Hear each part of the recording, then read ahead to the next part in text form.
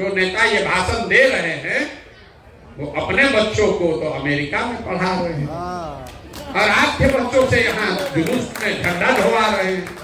उन नेताओं को आपसे कम हम भी नहीं जानते हैं। मैं भी कहता हूँ और आप सबों को करनी चाहिए, क्योंकि आप एक शिक्षित व्यक्ति हैं, बिहार को बदलने की बात कर रहे हैं, इसका विरोध कहीं से नहीं है। हमने आपको जो फॉलो किया पिछले कुछ दिनों से, कठरिया भगवानपुर में आपके स्टेज पर मैं भी था, वहाँ आपने मंदिर की बात की, बच्चों की पढ़ाई की बात की।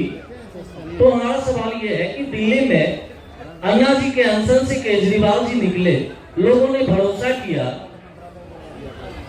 अपने बच्चों के लिए भी उन्होंने आशा लगाया होगा, तो क्या हो गया? आज दिल्ली की क्या स्थिति है? मुझे नहीं लगता है कि दिल्ली के लोगों की स्थिति बहुत पहले से बेहतर हो गई है। बहुत पुरानी सरकार को उखाड़ के केजरीवाल साहब ने फेंका।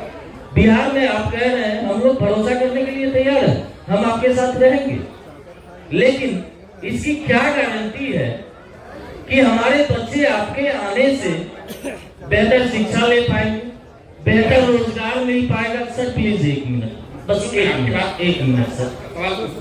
दूसरी बात, हमें रोजगार चाहिए, हमारे बच्चों को शिक्षा चाहिए, हर चीज चाहिए। इसकी क्या गारंटी है कि आप के आने से हमारे बच्चों की स्थिति सुधर जाएगी? आप पर भरोसा क्यों करें? वही बात यही भी कह रहे हैं, इतनी देर से हम आपको यही कह रहे हैं कि भैया मेरे पर तो बिल्कुल भरोसा मत करो, मेरे पर भरोसा मत करो। 100 बार कहे, आपने कहा कि आपने हमारी सभा सुनी है पहले, तो वहां पर भी मैंने ये नहीं कहा होगा कि हम पर भरोसा करके हमको वोट दे दो, हम आएंगे तो सब ठीक कर देंगे। हम तो आपको बेसिक बात बता रहे हैं, आप वोट किसको दें ये आपका निर्णय है, लेकिन किस बात के लिए दें ये आपको बताया जा रहा है। आप सांस्कृतिक विरासत के लिए देना चाहते हैं, बिल्कुल दें, लेकिन साथ में अपने बच्चों के रोजगार की भी चिंता कर लें।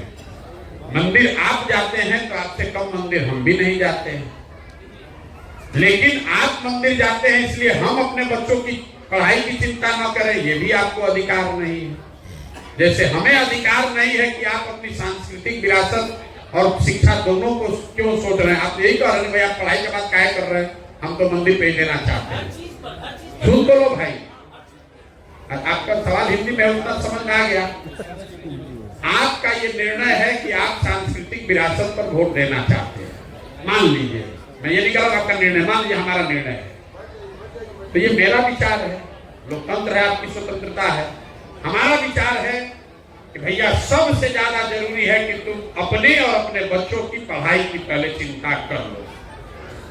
अगर आपकी इतनी भी समझ नहीं है कि आप अपना नाम लिख सकें, तो किस सांस्कृतिक विरासत को बचाओगे?